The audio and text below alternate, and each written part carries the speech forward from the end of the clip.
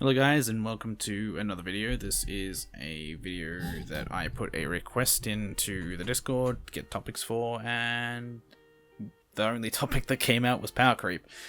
Power creep by definition is a situation where updates to a game introduce more powerful units or abilities, leaving the other ones underpowered. So an example of this is the SK60 versus, I guess, the F-84 B-26. Those two aircraft, I guess the SK60 stands out on top as being more powerful because of its weaponry and because of its maneuverability and in its overall speed. You compare this to a 262. At the same time, the SK60 is just straight up better. And the ME262s and the F-84 B-26 have been in the game for, I don't know, since I started playing. Sorry, no, that's not right. They've been in the game for a long time, though. And this isn't like the only situation where you see this with the SK60. You've seen this. I guess the area where it started was the CL-13A. The F-86 F2 didn't stand up to this thing. The MiG-15 BIS didn't stand up to this thing when it was first introduced. The CL-13A. And the CL-13A, as far as I could see, when it was introduced with the videos that I watched, was performing correctly to the real-life counterpart with at least its engine performance and abilities in airframe.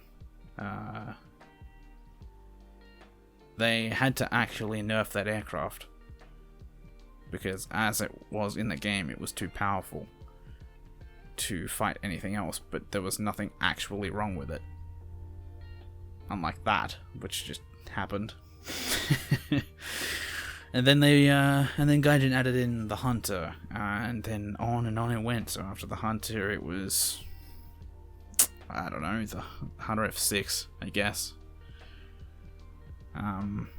MiG-17 was good for a while as well. And you're always going to see this when they add newer aircraft, like more modern aircraft. They're going to keep adding more powerful aircraft, but if they don't change the battle rating, spread it out so everything is more equal, then you're going to start seeing more and more aircraft just not be flown, because the way the community works, and I'm not afraid to admit this, I do the same thing. The most powerful aircraft in that battle rating range is going to be the one that's spammed out the most. So the SK60, when it was first introduced, of course was spammed out. The Harrier GR1, when that was first introduced at 9.3, of course that was spammed out. Still kind of is. At 10.0, it's still a powerful aircraft. And to think that the Harrier GR1 was introduced at 9.3. The A7 Corsair, with its AIM-9Js and two 30mm GAU-13 gun pods, in addition to its normal 20mm M61, is a monster air-to-air platform if you know how to use it. And I'd imagine when something else gets added to the game at the same battle rating, it's going to be more powerful than that, because that's how it goes. The SK60 here is at a similar battle rating to the ME262. The ME262 can't stand up to this thing, not easily at least. And that's a problem that's plaguing this game, because they refuse to spread out the battle rating or decompress the battle ratings. If they were to do that to a massive extent, where they go out to, I don't know, 19, 20 battle rating, you'd have a lot of aircraft that would start to be flown again. I miss seeing aircraft like the F9FA Cougar being flown. I miss aircraft like the F80A, which was then, when I started playing, known as the P80A, being flown out, because they were actually good aircraft for the battle rating. Whereas now, aircraft of the same battle rating completely overpower them. There's no point in flying anything else, because this thing is just so much better. And that's how power creep's taken over this game. That's how I've seen it, at least. And the only way I see of fixing it is to decompress the battle ratings. I don't know. And this is something that's been talked about over and over and over again. To decompress the battle ratings, fix all of this, and have aircraft actually be balanced within the game. Yet, Gaijin have said on multiple occasions that they have no data to support this being needed as a thing. But as players with multiple thousands of hours of experience between all of us, hell, we could work up millions of hours of experience played between us if all of us banded together and, had a voice, I guess.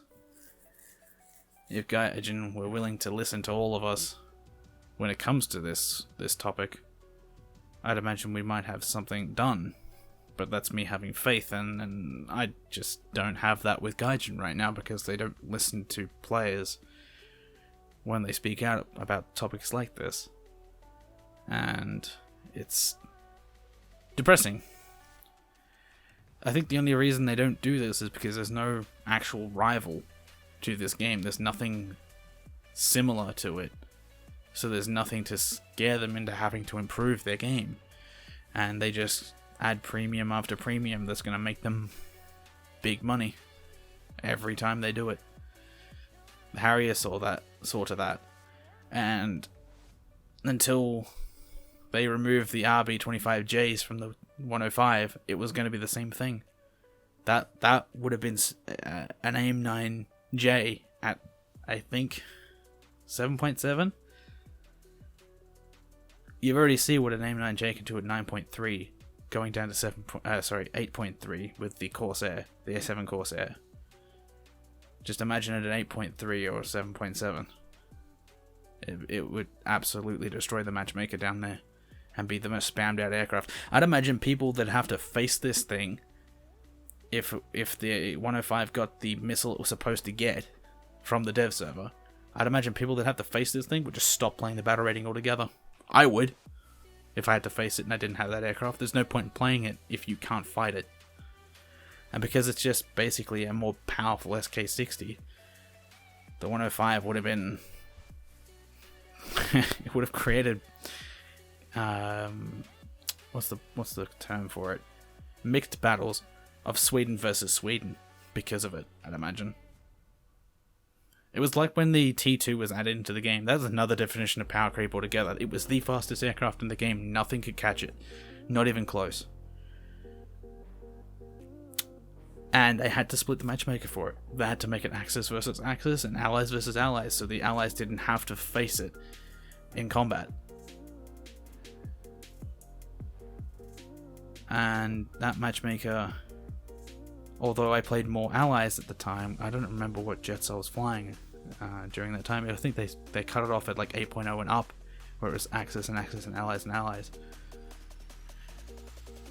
And that was a direct result of a power creep, essentially. And that was something they apparently didn't get the memo on. They didn't understand what happened. They just sort of split the matchmaker and just let it happen until they added in new aircraft that could actually combat the T2. And then that was when the Phantoms came in, I think. So then the Phantom came in, was the fastest aircraft then. Then there's the F-104s, they became the fastest aircraft. And generally, a lot of the time, the fastest aircraft is the most powerful aircraft if you know how to handle it. And then came the Harriers, where at the battle rating they had the best acceleration, not the top speed, but they had the weaponry to do it with, and they could outturn anything if you knew what you were doing with it. If you put the thrusters to 100% thrust vectoring, you can outturn everything because you can just hover. And I imagine with the F-14A, if they would add this into the game with the next couple of updates, if they didn't add aircraft to go along to fight it, like the MiG-23, I guess, then it'll just continue on and on. That aircraft will not be caught by anything, I don't think, in the game in this current point in time. But that's my ramble about power creep. If you guys have any suggestions of what I could talk about next, please do leave them in the comments, or Discord. Do ping me. I am wanting more topics. I don't really have any myself. But anyways, guys, I hope you enjoyed the rambling that I did there, and I will catch you next time. Bye.